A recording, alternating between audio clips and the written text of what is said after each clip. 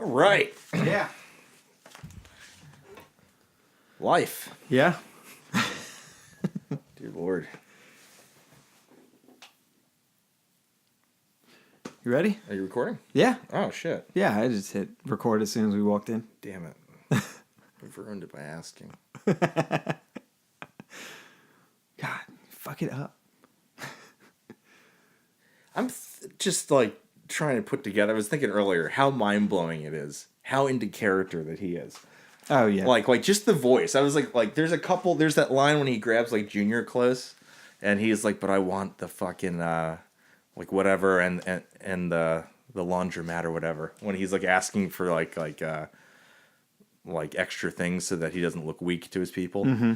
Like the way he says it, I'm like, that is not the way he talks. And like he talks so effortlessly throughout this show with that accent. Yeah, it doesn't mind-blowing. It doesn't feel like he's doing an accent. Yeah. Yeah. Like that is not how he talks in real life. Or how he talked. Yeah. Well, hello and welcome to the Gabagool. I'm your host, Tim, here with my co-host, Jesse. Hello. This podcast is a deep dive of the entire series of The Sopranos. We'll be covering one episode at a time, full spoilers going forward. Today we continue with Season 1, Episode 4, entitled Meadowlands, first aired January 31st, 1999. And the additional fun fact is that today we're recording on January 10th, which 19 years ago, the pilot first aired, which is pretty cool. It's an odd number. Yeah. So it doesn't feel too cool. No, just a little cool. Feels like whatever. Yeah. It's like, all right, it's 19. Yeah, 19's a weird number. Yeah. You can't do anything at 19. Well, I guess you can get cigarettes in some places now. I forgot about that. What a dumb number. I think in a... What I think a boring number. Yeah. All right. So, yeah. So this episode, definitely the first, like, big step up into... It's interesting. Yeah. It was like a fun episode. I feel like everyone's more comfortable. Mm-hmm. Like Christopher totally opened up this episode. Oh, yeah. Like Christopher is amazing in almost every scene, minus the Yo-Yo Man scene, which made no sense. Yeah. That whole scene is terrible. I think that's just to show that he's willing to go against Junior and be like, no, this is my fucking corner, and that's why he's going to Tony, and he's like, if I'm willing to do that, what the fuck are you doing? Yeah. Oh, the worst timing ever. Did you hear the news? Yeah. Yeah, just now. Yeah. I wanted to, I don't think he knew. No, like, he didn't. No, he was like seeing if he knew that like Junior took over the corner. Yeah. Yeah. It's not until Tony says, "You're lucky that a man I love died today." Yeah. That Christopher's like, ah. Yeah, he just says nothing. He's just like, fuck. He's like, I fucked that one up. Yeah. But yeah, this was definitely a really interesting episode. It's interesting. There's no in episodes 1, 2, and 3. There's been some type of like major mob violence in some way, or them shaking someone down, burning down Artie's like store for the insurance or whatever. Yeah, but and that's like Goodfellas. Yeah, but none of that really happens in this episode, and really the only foreboding feeling of death is Jackie. Yeah, I mean, this episode just felt like everything was finally pushing. Yeah, like things were actually happening, whereas before it was more so just like mundane life. Absolutely, yeah. But another thing with Christopher, how you were saying he was bitching about Tony. Yeah. Not doing anything. Yeah. It's like if you look at that scene and the scene before when he finally sees Christopher and Christopher's neck is all fucked up. And he's like, what happened to you? He immediately goes and takes care of the situation. Yeah. He goes and beats the shit out of Mikey. Yeah. And then he goes inside and basically has it off with Junior. Junior, yeah. And then the second time when he comes barreling in after Jackie dies, it's the same exact shit. He goes straight back to true. He gets out of the car and then cocks his weapon and puts it in his back. Yeah. And that's when he says when he comes in, he's like, "I'm heavy if you want, but I don't want to do that." Yeah. Oh, that was And it's just another thing. It's if you look at the way they did the close-ups at the table when him and Junior are having the discussion and he's like, "I want you to be the boss." If you look at both of their faces in the close-ups, it's fucking Junior just fell right into a trap. Yep. It's hilarious. Yeah. Because he catches him off guard, and then Junior's all like happy as shit. Doesn't matter what he hears, he's pumped now. Yeah. He can say anything. He's just not listening. He's like, I'm boss now. Yeah, that was. And then Tony's just smiling. I know, that was such a good scene. Yeah, that scene is brilliant. Yeah. But another fun fact: did you realize in the first episode? I meant to bring this up. That place that they get they always sit out in front of, that red pork place. Yeah. It was called like Centani's or something like that in the first episode. And then like the second or third episode, they started calling it like Satrials. No, I didn't catch that. Yeah. Hello? Oh, it's happening. This is fucking haunted. We brought it. That's what happened. We were talking about haunted houses and then. Yeah, dude. I want to live in a haunted house. I kind of did, I think. All right. But, yeah, that was a dumb little fact. I thought that was kind of weird. No, yeah.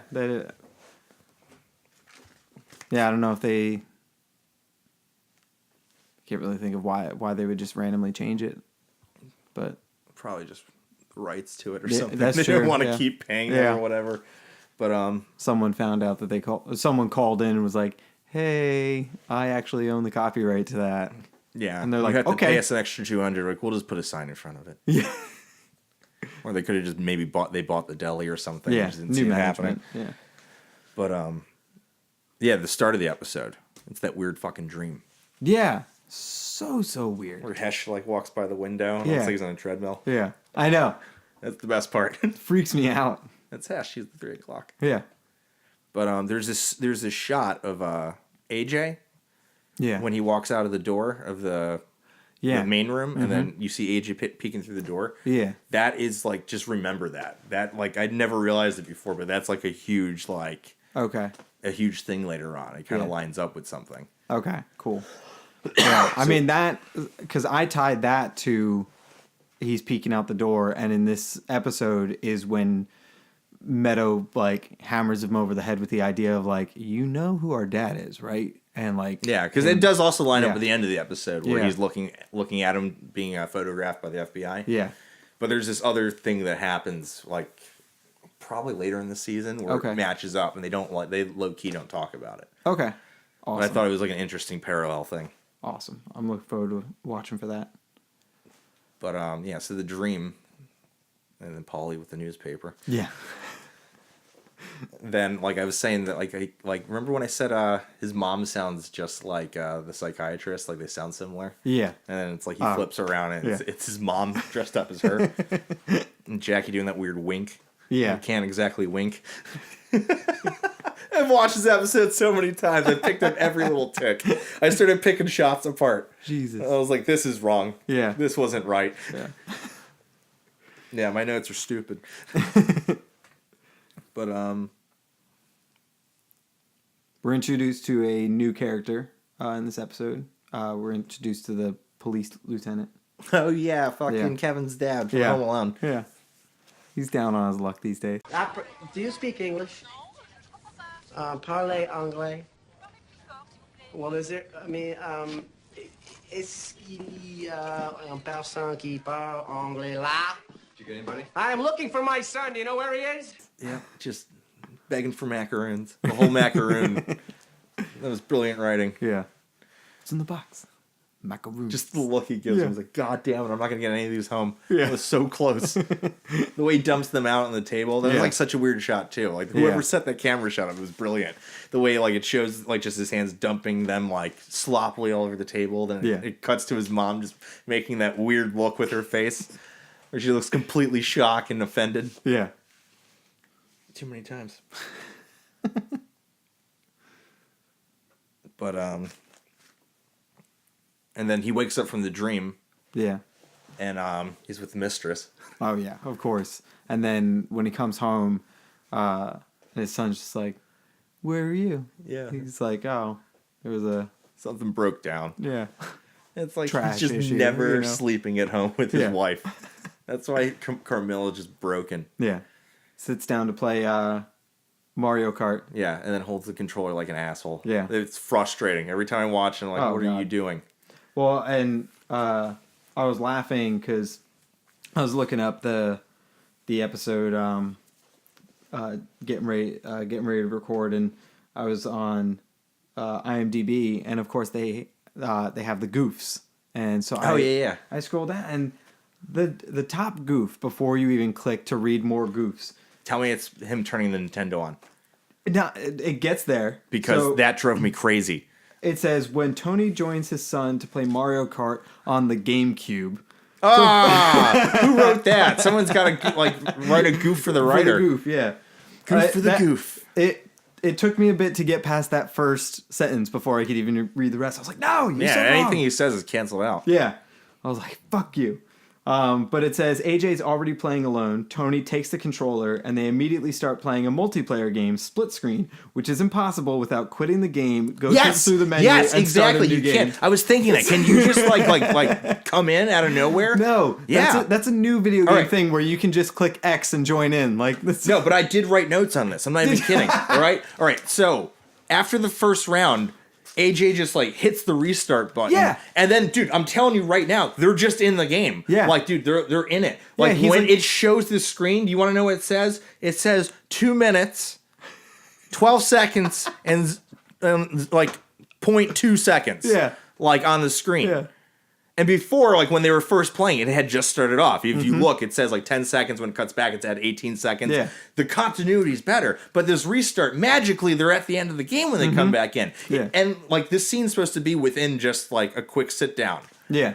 Not to mention, he says to his father, he's like, you need to play this not distracted. Yeah. And just clicks, 2 buttons, and suddenly they're already racing again. Yeah. And they're on lap 3 of 3.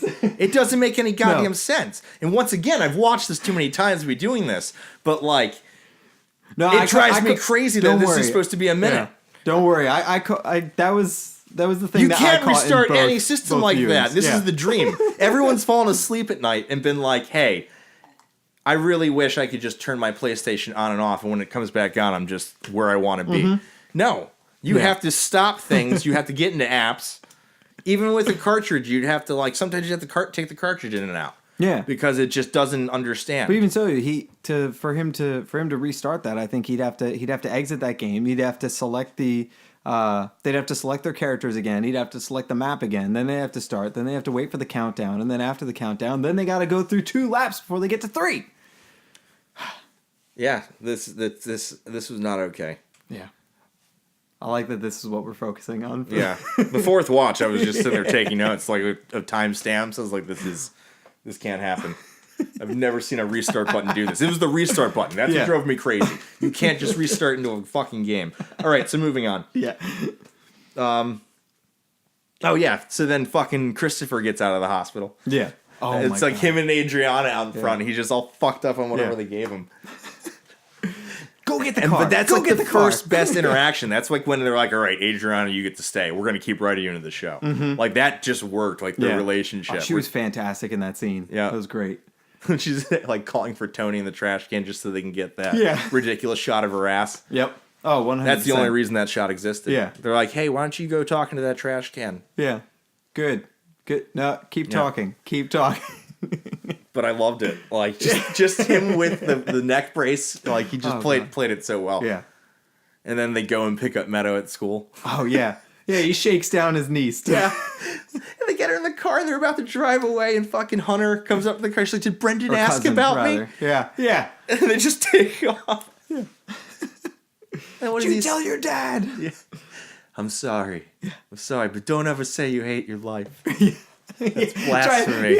He tries after scaring her to death. Tries to give her this little life. This little life moment. Yeah, and then what does Adriana say? She's just like what the? Where the fuck are you right now? Yeah. Yeah, that was a good interaction. That's all right, Meadow and Christopher, they've got a good repertoire when they're arguing. Oh yeah, that was fantastic. Adriana had this other line. What was it? It was the crystal meth line.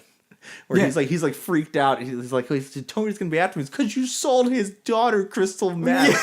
Yeah. That line out loud is fantastic. Yeah, just how can you not fucking get that?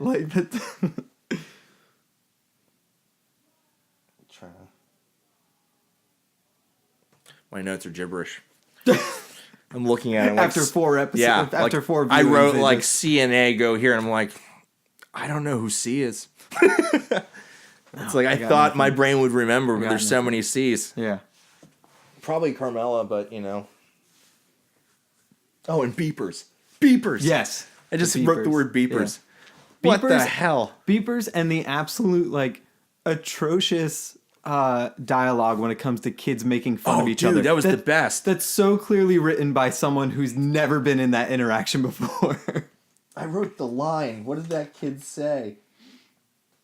The fart. Nobody won. It was a draw. No, nobody won. It was a draw. Yeah, that kid. That was the line of the episode. Like that weird cut. Yeah, when we watched it the other night, we had to rewind it. I had to see that line again, just so clearly, just a cut in. That it was just like the voice of the episode. You know, how we said like we're gonna find like one thing an episode. Yeah, that's the line. Yep. Nobody won. It was a draw. Yep.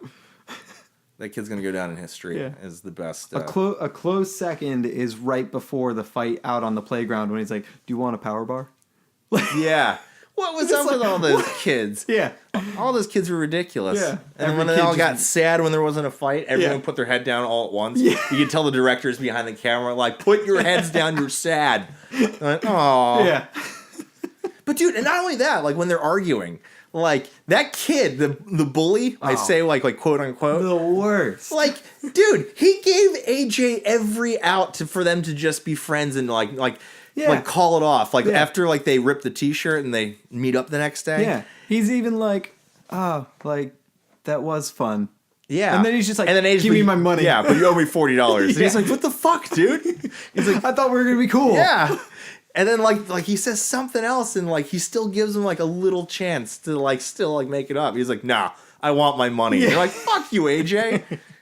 And then Carmelo says some line about AJ. It's like you need to like learn to respect money or whatever. Yeah. And it's like Uncle Junior buys him a $400 fucking surfboard. It's like, what are you talking about responsibility? Yeah. You got some dumbass shit going on here, Carmela. Well, even like her saying like you're gonna get that money back. She didn't buy it. She just said your grandmother bought you that shirt. Yeah. So what do you fucking care? It's the worst shirt ever. Yeah. And like their haircuts. Let's talk about their haircuts. Like what's going on? Bowl, it's amazing. Like they look like 90s kids that listen to Limp Bizkit. Yeah. Like all of those kids. 100%. Yeah. Because I was that kid.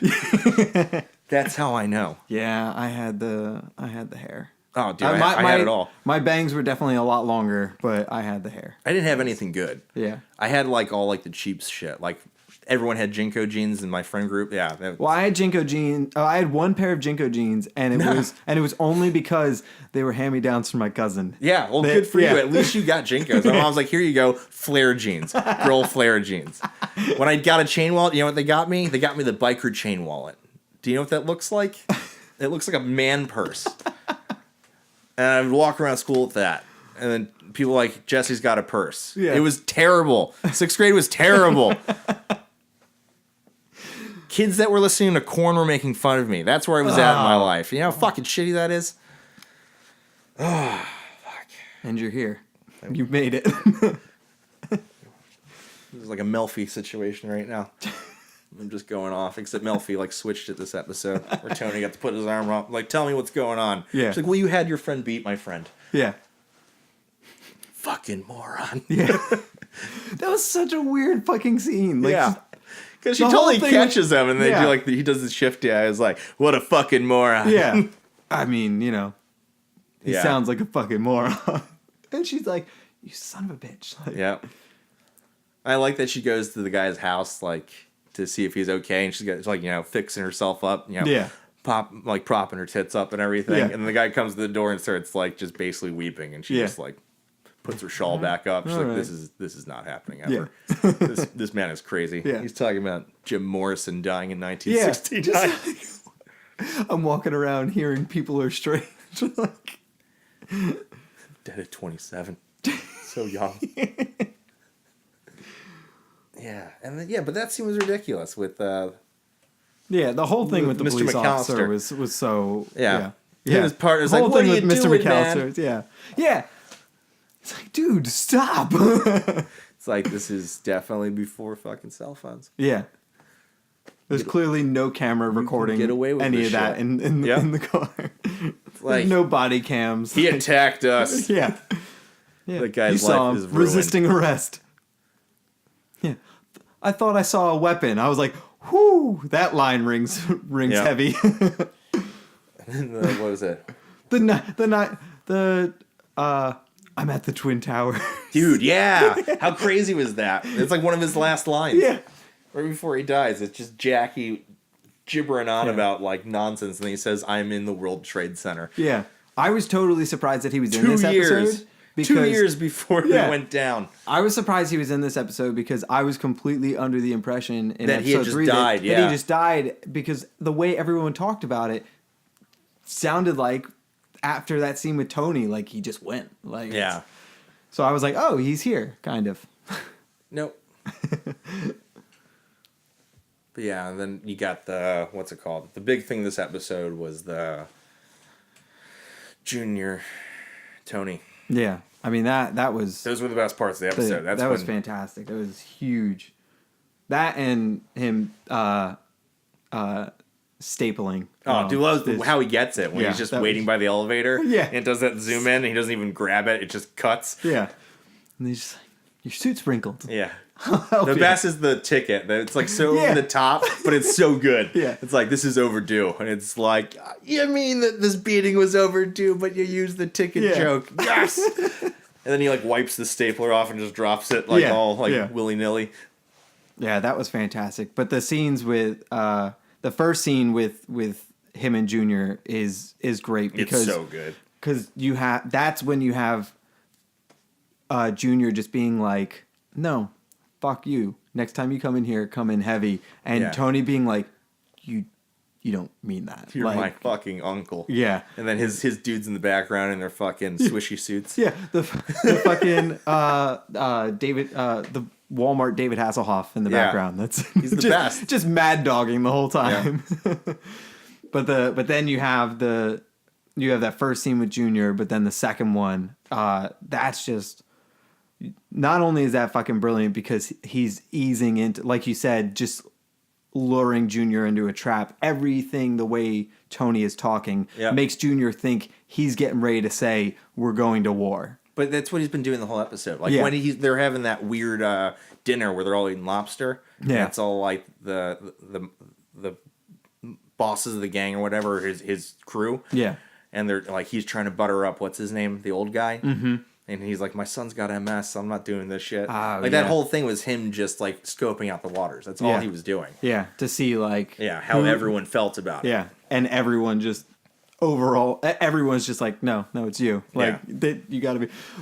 What's the one guy who's just like, yeah, you're the best. No, there's the line where the guy's like, no, it's called mentally challenged, and the guy goes, absolutely. Absolutely. Yeah.